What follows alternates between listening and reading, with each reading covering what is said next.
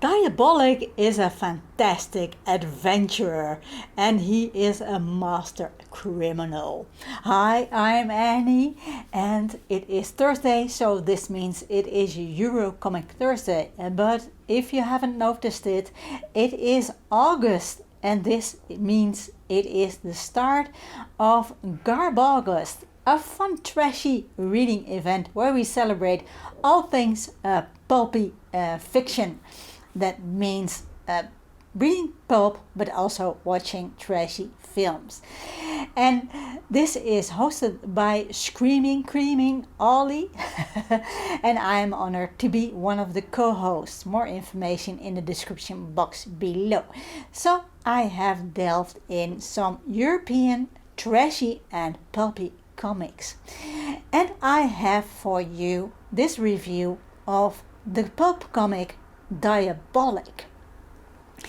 So this is an Italian comic book series created by the sisters Angela and Luciana Giussani, and that was back in 1962. This led to the birth of the Fumetti Neri.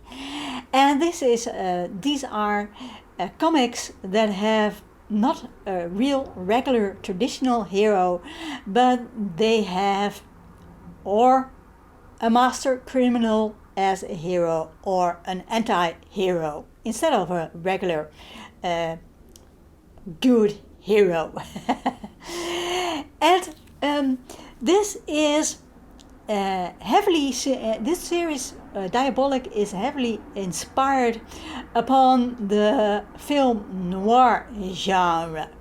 Diabolik himself was very loosely based on the French Fantomas series character, and Fantomas was also a criminal genius and was created by Marcel Alain and Pierre Souvestre, and that was back in 1911. And I think co-creator Angela Giussani lived near Milano Codorno railway station, and she found on the station or in a railway carriage or something a Fantomas novel, a Fantomas novel, and she came with the idea that it would be an interesting idea to make comics in pocket format. So they were small and could easily be read during the commute of the working class people. So they could be easily carried around. So the Diabolik comics were born. So, but Diabolik is not only a criminal mastermind, he's also an intellectual genius, a master in martial arts and other fighting techniques, a proficient scientist, and a master assassin. So I read this Dutch issue, Moorden uit Passie, which literally translates to something like murdering for passion. The Diabolik comics are also translated into English, by the way. So this story, in this story, Diabolik and his girlfriend Eva Kant are hiding in a cave, and Diabolik witnesses somebody throwing in a body in a lake, and he starts out to investigate, and Eva is not happy with that because she wants to move. They are hiding in a cave because they are criminals and the police are always looking for them, so they are hiding in a cave, and Eva just wants no part in it, and she just wants to go somewhere in a nice hotel with nice beds and stuff like that. So she's not happy with Diabolik investigating. So when Diabolik is out, she finds this very realistic mask, puts it on and goes away. That'll teach him. And but this mask is the mask of Gloria Richardson, and it appears to be that Gloria Richardson's dead body has been dumped into the lake. So everybody thinks Eva is Gloria Richardson. But Eva doesn't know. So there is trouble ahead. And this is a really, really fun, action-packed story. And the story is written by Angela and Luciana Giussani, and that was back in 1970. And I think this is the 18th Diabolik comic, but it could also be the 18th translation of the Italian Diabolik series. And I don't know. But the story is fast-paced and there are a lot of fun plot twists and turns in it to keep me entertained. The artwork is by Victor Hugo Arias, and I can't say anything bad about it. It has this really pulpy 1960s, 1970s feel to it. These are pure black and white drawings. The action scenes are excellent. The way the shots are framed are really reminding me of a fun action film. And the facial expressions are well drawn also.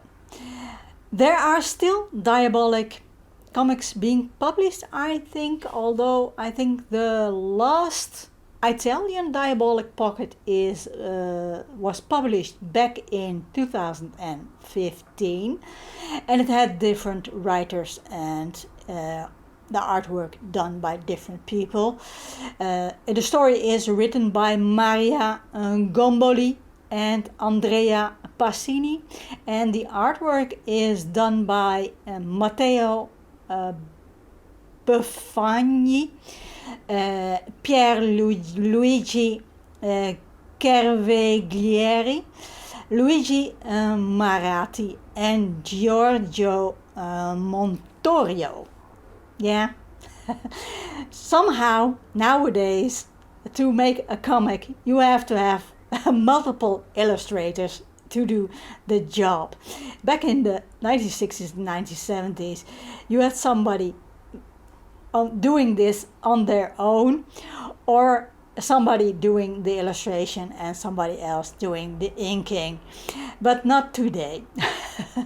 I've seen these modern pockets around in the shops, and I haven't read any of the stories. Maybe they are good, maybe they are not good. I have no idea, because I didn't buy it, because although I think the artwork is good, it somehow misses the pulpy feel of the 1960s, 1970s, 1980s style of it.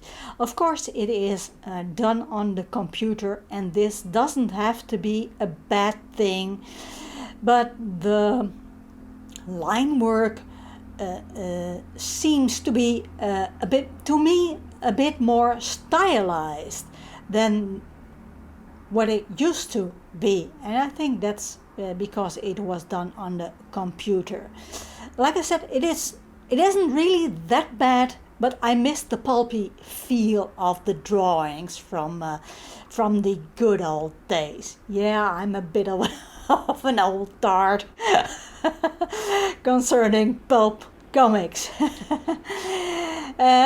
Researching this comic, I found out there are several film adaptations made of the Diabolik comic book series, and I have seen the first one, Danger Diabolik, and that was released in 1968 with John Phillip Law as Diabolik and Marisa Mell as his girlfriend Eva Kant. Terry Thomas plays a real funny Minister of Interior, but although it has a lot of humor in it, it isn't actually a comedy. It is more a fun, light-hearted, action-packed, action film. And it has this really 1960s feel to it. And in this film, Diabolik steals just about everything that isn't nailed down. So this is really a fun cat and mouse film. I enjoyed it very much. I can highly recommend you check that out. So, do you like these old pulpy comics? Do you know any of these Italian comics? Or do you like to watch these old pulp action films? Do let me know in the comments. As always, keep those pulp juices flowing, and I hope to see you in the next video.